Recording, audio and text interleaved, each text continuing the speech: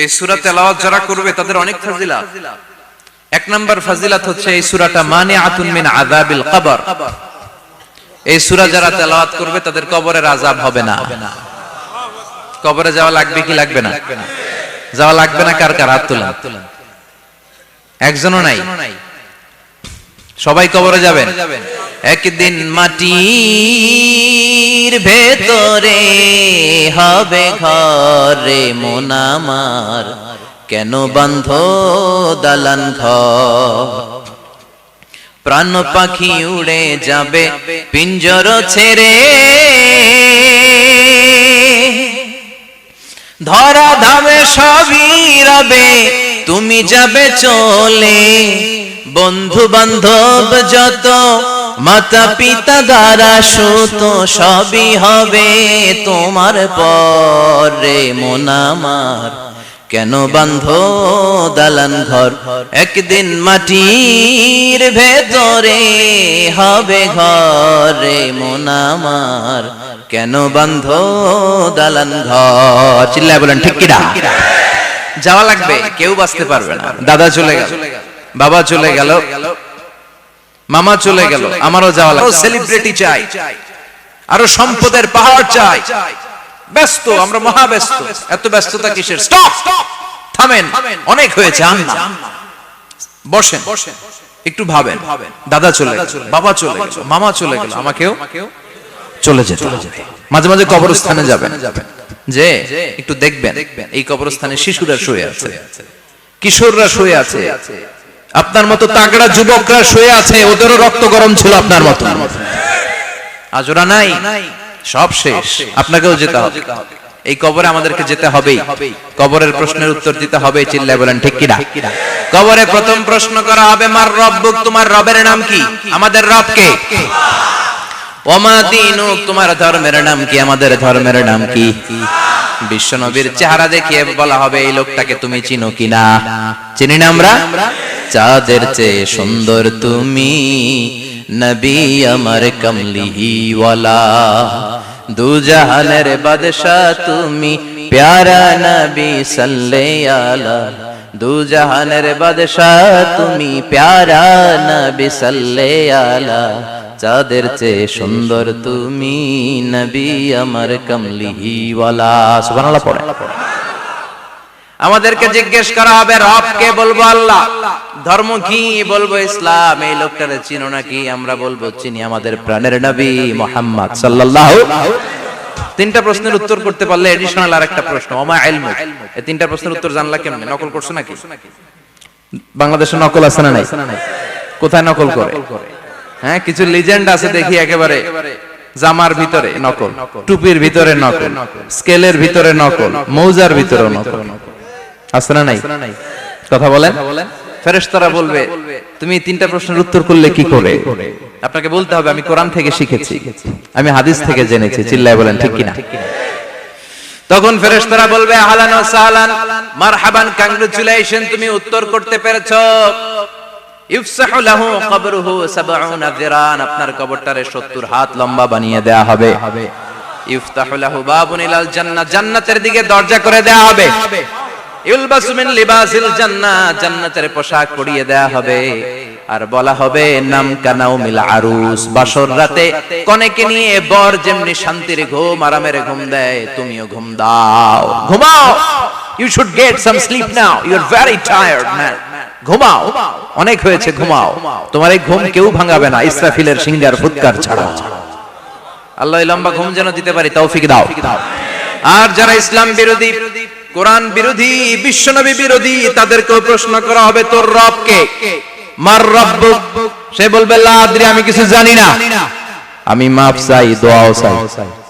কথা কন, জানি না, আমি কিছুই মনে করতে পারছি না, আমি কিছু জানি না, আমার ধর্ম নাই, কর্ম নাই, আমার ধর্ম যার যার, উৎসব সবার, আমার কোনো ধর্ম টর্ম নাই, আমার কোনো নামাজ রোজা নাই, আমার কোনো রব নাই। দ্বিতীয় প্রশ্ন, ওমা দীনুক, তোর ধর্মের নাম কি? সে বলবে, ধর্ম কি? আমি জানি না, আমি ধর্মরে গালি দিতাম, আমি দুনিয়া ইসলাম রে বাস দিতাম, আমি আলেম ওলামাদের বিরোধিতা করতাম, আর শাহবাগের মঞ্চে উঠে ভাষণ দিতাম। আছে না নাই? সব গুমর ফাঁস হয়ে যাবে। ইয়াউমুত তাকাবুন। এরপর বিশ্বনবীর চেহারা দেখিয়ে বলা হবে এই লোকটারা চিনো নাকি? সে বলবে চিনি না, তবে আমার বন্ধুরা তার বিরুদ্ধে ব্লগে লিখতো, আমিও ব্যাড ব্যাড কমেন্টস করে দিতাম। এই লোকটার বিরুদ্ধে আমি কার্টুন বানাতাম, এই বিশ্বনবীর বিরুদ্ধে আমি কথা বলতাম। চিল্লায় বলেন ঠিক কিনা? ফেরেশতারা বলবে লা দারাইতা ওয়ালা তালাইতা, তুই তো কিছুই পারলি না, তুই তো কপাল পোড়া। ফায়ুতরাকু বিমাতারিকা মিন হাদিদ, লোহার হাতুড়ি দিয়ে পিটিয়ে ওর মাসলগুলো থেতলে ফেলা হবে। ওয়া ইউকালু লিল আরদি ইলতাইমি, কবরের দুই পাশের মাটির বলা হবে চাপ দে, এমন চাপ দিবে ফাতাখতালিফা আদলাউহু, ডান পাশের পাজরের হাড়টি বাম দিকে ঢুকে যাবে, বাম পাশের পাজরের হাড়টি ডান পাশে ঢুকে যাবে। কিয়ামত পর্যন্ত এই মারামারি চলবে। আল্লাহ এরকম ভয়ঙ্কর পরিস্থিতি থেকে আমাদেরকে বাঁচাও। ওই কবরের আযাব থেকে বাঁচার দরকার আছে না নাই? বিশ্বনবী বললেন যে ব্যক্তি রাত্রি বেলায় সূরাতুল মুলক তেলাওয়াত করবে তার কবরের আযাব হবে না। ইন্না হাযিহি সূরাতুন আযীমা মানিআতুন মিন আযাবিল কবর। এই সূরাটা এমন সূরা, সাধারণ কোন সূরা না। এই সূরাতুল মুলক যে রাত্রি বেলায় তেলাওয়াত করবে তার কবরের আযাব থেকে তারে বাঁচিয়ে দিবে কে? নাম্বার 1 ফাজিলাত স্ট্যাটাস, মনে থাকবে তো? 2 নাম্বার স্ট্যাটাস শাফাআত লি সাহিবিহা। এই সূরাটা এই সূরা তেলাওয়াতকারীর জন্য কিয়ামতের দিন সুপারিশ করবে। কোরআন সুপারিশ করবে, চারটেখানি কথা না। কোরআন যদি আপনার বিরুদ্ধে দাঁড়ায় আপনার জান্নাত ক্যান্সেল, আর কোরআন যদি আপনার ব্যাপারে আল্লাহর কাছে রেকমেন্ডেশন করে জান্নাত আপনার জন্য ওয়াজিব করে দিবে কে? এজন্য বিশ্বনবী বললেন শাফাআত লি সাহিবিহা, কিয়ামতের দিন তেলাওয়াতকারীর জন্য আল্লাহর কাছে সুপারিশ করবে। দুইটা গেল। 3 নাম্বার বিশ্বনবী বললেন খাসামাত আন সাহিবিহা। এই সূরাটা কিয়ামতের দিন এই সূরার তেলাওয়াতকারীর পক্ষ নিয়ে আল্লাহর সাথে ঝগড়া করা শুরু করে দিবে। আল্লাহর সাথে ডিবেট করবে, ঝগড়া করবে, যতক্ষণ না হাত্তা আদখালাহুল্লাহুল জান্নাহ। হাদিসের টেক্সট হচ্ছে যতক্ষণ না আল্লাহ তাআলা তাকে জান্নাতে না ঢুকায় ততক্ষণ ওই সূরার তেলাওয়াতকারীর পক্ষ নিয়ে আল্লাহর সাথে বিতর্ক, ঝগড়া, তর্ক চলতেই থাকবে। সুবহানাল্লাহ। আরো আস্তে বলেন। আবার বিশ্বনবী বললেন মান ক্বারা বিহা ফি লাইলাতিন ফাকাদ আকসারা ওয়া আতওয়াবা। রাত্রি বেলা এই সূরাটা যে তেলাওয়াত করবে পুরো রাত্রিটারে বরকতময় করে দিবে কে? এজন্য বিশ্বনবী আবদার করে, আবেদন করে আমাদের কাছে বলে গিয়েছেন, আমি চাই আমার প্রতিটা উম্মতের হৃদয়ে এই সূরাটা গাঁথা থাক। আমি চাই আমার প্রতিটা উম্মতের সিনার ভিতরে এই সূরার 30টা আয়াত গ্রথিত করা থাক। সুবহানাল্লাহ পড়েন। মাত্র 30টা আয়াত মুখস্থ করতে রাজি আছেন? এক মাসে কয় দিন? প্রতিদিন একটা করে আয়াত মুখস্থ করলে এই সূরা মুখস্থ করতে লাগবে কয় দিন? হ্যাঁ, হোমওয়ার্ক। এটা আপনাদের বাড়ির কাজ, যেহেতু ক্লাসে হোমওয়ার্ক দেওয়া যায় না। আরবিতে বলে আল ওয়াজিব আল মানজিলি। আমি গতানুগতিক তাফসীর করি না, আমি সমাজের খুঁতগুলো ধরে ধরে ডিসকাশনের মতো আমি করি। বিভিন্ন জেলায় যে ওখানকার ইয়াংদের সাথেও বসি, কথা বলি। এটাই আমার তাফসীর, এটাই কোরআনের এক্সপ্লেনেশন এন্ড ইন্টারপ্রিটেশন। এতেই মানুষ উপকৃত হয় বেশি। চিল্লা এখন ঠিক কিনা? তো এটা আপনাদের বাড়ির কাজ, মাইথার দিয়া বাসীদের বাড়ির কাজ। হায়াতে আল্লাহ বাঁচায় রাখলে আবার কখনো দেখা হলে জিজ্ঞেস করবো যে মুলক মুখস্থ হয়েছে কিনা। কে কে মুখস্থ করবেন না হাত তুলেন। সবাই করবেন? এবার কে কে মুখস্থ করবেন হাত তুলে আমার না আল্লাহর দেখা। আল্লাহ তুমি কবুল করো। আরো জোরে পড়েন আমিন। হাত নামান। এই সূরাটা it's an eye opener for you. এটা আপনার চোখ খুলে দিবে। এই সূরাটা আপনার চোখকে খুলে দিবে, আপনার ঘুমন্ত বিবেককে জাগিয়ে তুলবে। স্রষ্টার ব্যাপারে আপনার যদি কোনো সাসপিশন থাকে, সন্দেহ থাকে, এই সন্দেহের পাহাড়কে ভেঙে এই সূরা চুরমার করে দিবে। চিল্লায় বলেন সুবহানাল্লাহ।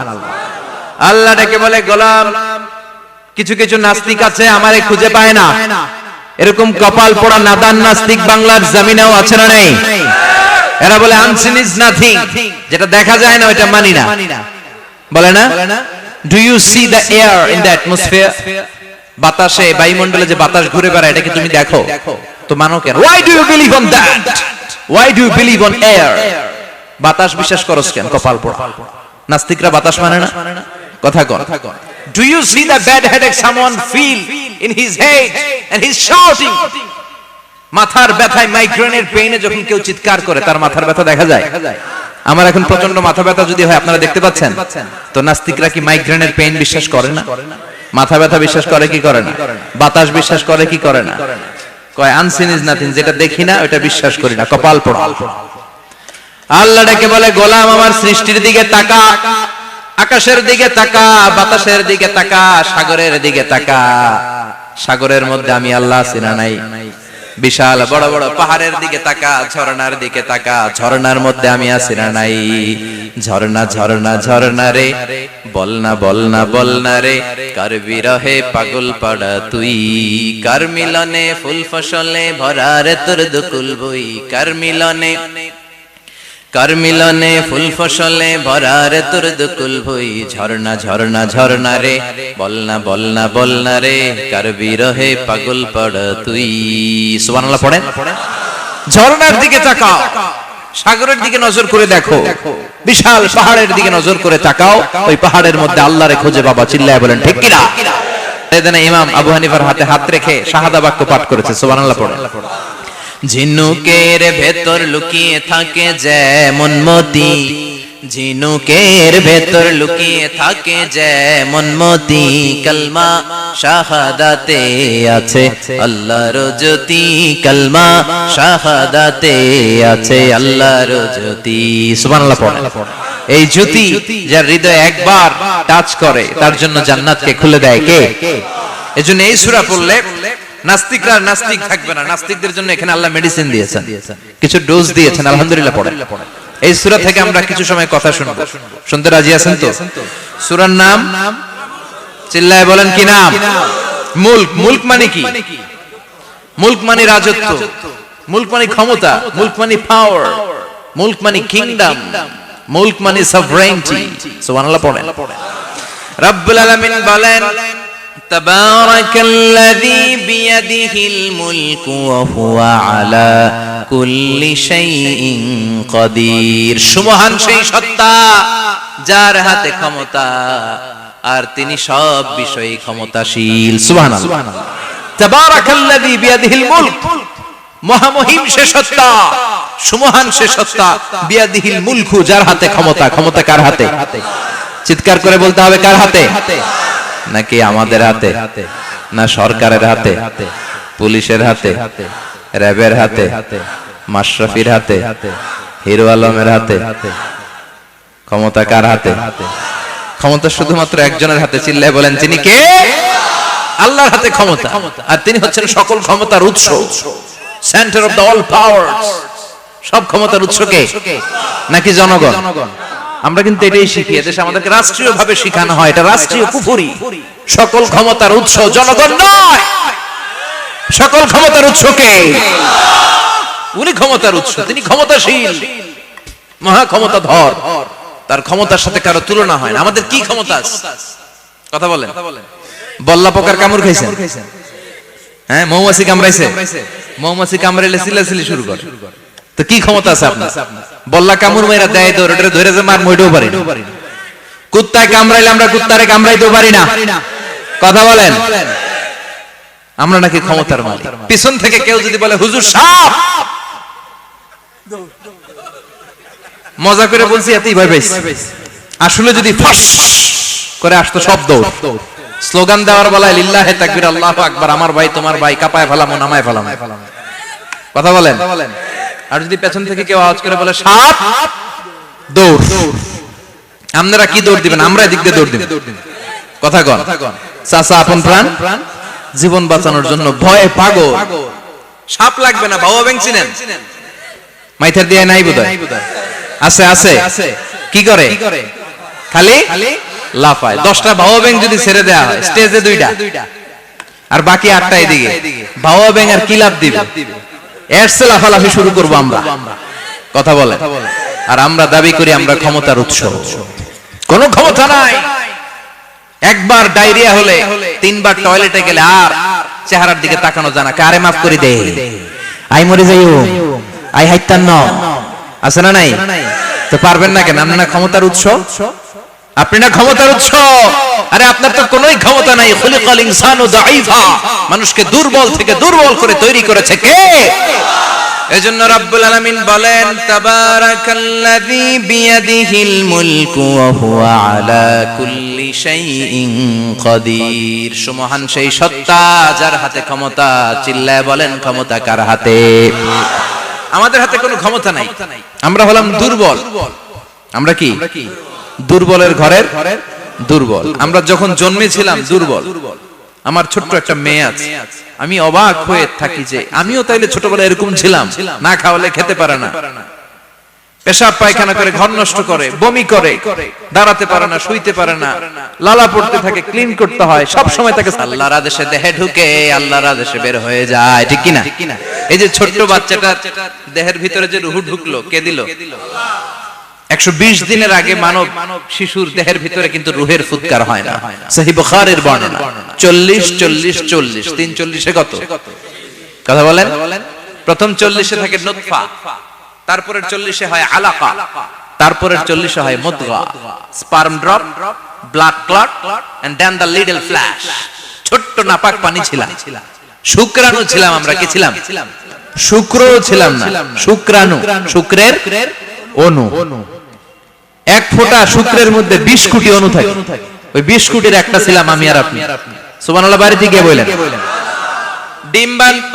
ডিম্ব আমরা ছিলাম না, আমরা ছিলাম ডিম্বাণু। ডিম্বের এই ডিম্বাণু আর শুক্রাণু দুইটা মিলে আল্লাহ আমাদেরকে বানায় ফেললেন জাইগট, সেখান থেকে এমব্রয়ো, তারপরে আস্তে আস্তে ইনিশিয়াল স্টেজ গুলো শেষে একটার পর একটা স্টেজ পার করে তিনি আমাদেরকে বানালেন আলাকা, সেখান থেকে মুদগা। আমাদের দেহের ভেতরে তিনি স্কেলিটন ভরে দিলেন, কঙ্কাল, মাথার স্কাল দিলেন, খুলি দিলেন, নাক কান গলা দিলেন, আমার রেসপিরেটরি সিস্টেম চালু করে দিলেন। কত ছোট ছিলাম আমি, ক্ষুদ্র ছিলাম আমি। ফালয়ানজুরিল ইনসানু মিম্মা খুলিকা, খুলিকা মিম্মা ইন দাফিক। মানুষের উচিত তার সৃষ্টি প্রক্রিয়ার দিকে নজর করে তাকানো। বাবার পিঠ থেকে সবেগে নির্গত হওয়া পানি দিয়ে মায়ের পেটে তোমারে ঢুকায় দিল কে? নাপাক পানি থেকে ছোট্ট ব্যাঙ্গাচির মতো ছিলাম, জোকের মতো মায়ের জরায়ুর দেয়ালে লেগেছিলাম। সেখান থেকে বড় করতে করতে আমার রেসপিরেটরি সিস্টেম, আমার হেয়ারিং সিস্টেম, আমার সব সিস্টেম গুলো তিনি আমার দেহের ভিতরে সেট করে দিল। চিল্লায় কোন সুবহানাল্লাহ। 120 দিনের সার্টেন পিরিয়ড শেষে তিনি দেহের ভিতরে রূহের ফুৎকার দিলেন। দেয়া মাত্রই আমার রূহতে ধপ ধপ ধপ ধপ ধপ শুরু হয়ে গেছে। ওই যে ধপ ধপ শুরু হয়েছে, আদৌ থামে নাই। এই ধপ ধপ থামলে বাঁচবেন, দম ফুরাইলে আমরা ঠুস হয়ে যাবো, ঠিক কিনা? হায় রে মানুষ রঙিন ফানুষ, দম ফুরাইলে তবু তো ভাই কারোরই নাই একটুখানি। হায় রে মানুষ রঙিন ফানুষ, রঙিন ফানুষ, হায় রে মানুষ। সুবহানাল্লাহ বলেন। সে আল্লাহ বললেন, গোলাম, জীবন আর মরণের মাঝখানে আমি তৈরি করেছি রূহ। পৃথিবীর বিজ্ঞানীরা সব বানাতে পারে, কম্পিউটার বানাতে পারে, প্লেন বানাতে পারে, হেলিকপ্টার বানাতে পারে, রকেট বানাতে পারে, কিন্তু গোটা বিশ্বের সব বিজ্ঞানীরা মিলে কি রূহ বানাতে পারে নাকি? কথা বলেন। গত বছর সোফিয়া নামে একটা রোবট আসছিল না? কথা কন। ওটা মাথা উঁচু করে নিচু করে কথা বলতে চায়, মানুষের মতো হতে চায়। আসলে কি মানুষ? ওটার মধ্যে কি রূহ আছে? রূহ বানাইতে পারবে কেউ? এই রূহ নিয়ে যে কত গবেষণা, মুমূর্ষ রোগীদের উপর গবেষণা চালিয়েছে অনেক। বুলেট প্রুফ গ্লাসের ভিতরে মুমূর্ষু রোগীকে রেখে রেখে তারা চেক করতে চেয়েছে আমেরিকান বিজ্ঞানীরা যে রূহ কোন দিক দিয়ে বের হয়। তারা ওজন করে দেখে, মানুষ মরে গেলে কোন লাশের ওজন বেড়ে যায়, কোন লাশের ওজন কমে যায়। যেটাতে কমে গেছে 2 কেজি কমে যায়, তার অবাক। কি আগে ছিল 80 কেজি, এখন হইছে 78 কেজি, তার মানে 2 কেজি না, এটাই রূহ। এটাই কি? এটা হচ্ছে গবেষণার ধাপ। অনেকগুলো মডিউল তারা আনে, অনেক মুমূর্ষু রোগীকে গ্লাস ফিটিং করা, ইন্টেনসিভ কেয়ারে রেখে তারা অবজার্ভ করে, আর অক্সিজেন মাস্ক খুলে দিয়ে তারা দেখে যে লোকটা ছটফট করে কিভাবে মরে। মরার আগে ওজন মাপ ছিল 80 কেজি, মরে গেছে পরে আবার ওজন দিয়ে দেখে 78 কেজি। কমছে কয় কেজি? বিজ্ঞানে কে পাইছে? সবাই কয় কি পাইছো? কয় রূহ। কই পাইলেন? কয় আগে 80, এখন 78, 2 কেজি। রূহের ওজন কয় কেজি? তো বিজ্ঞানীদের সিস্টেম হচ্ছে যে কোনো একটা বিষয়ের উপর গবেষণা চালালে তারা পূর্ণাঙ্গ ডিসিশনে পৌঁছতে পারে না। They couldn't jump to the final conclusion just on one module, based on one module. They cannot do it. তাদের অনেকগুলো মডিউল আনতে হয়। তারা আবার নমুনা আনলো আরেকটা। মুমূর্ষু রোগী, অক্সিজেন চেম্বার লাগানো, মাস্ক লাগানো, এটা খুলে ফেললে মরে যাবে। বুলেট প্রুফ করা গ্লাসের ভিতরে ঢুকিয়ে এটার ওজন মাপ, এটার ওজন 60 কেজি। এবার মাছ খুলছে ছটফট ছটফট করে, এটা শেষ। এবার মাপ দেখ, এবার মাইপা দেখা গেছে 63 কেজি। কয় কেজি বাড়ছে? এক একটার এক এক সিস্টেম হইতেছে, কোনটা কমে, কোনটা বাড়ে, কোনটা কিচ্ছু হয় না। সবাই কয় তাইলে আপনি রুহু পাইলেন কই? আগেরটা কম ছিল, মনে করছিলেন 2 কেজি কমছে, ওইটাই রুহু, এখন 3 কেজি বাইরে গেছে, মিলাইবেন কি দিয়া? কথা কন। আল্লাহ ডেকে বলে, গোলাম কিয়ামত পর্যন্ত একটার পর একটা মুমূর্ষু রোগীকে বুলেট প্রুফ গ্লাসের ভেতরে ঢুকাতে পারবি, গবেষণা করতে পারবি, মাগার রুহু খুঁজে পাবি না। চিল্লায় বলেন ঠিক কি না?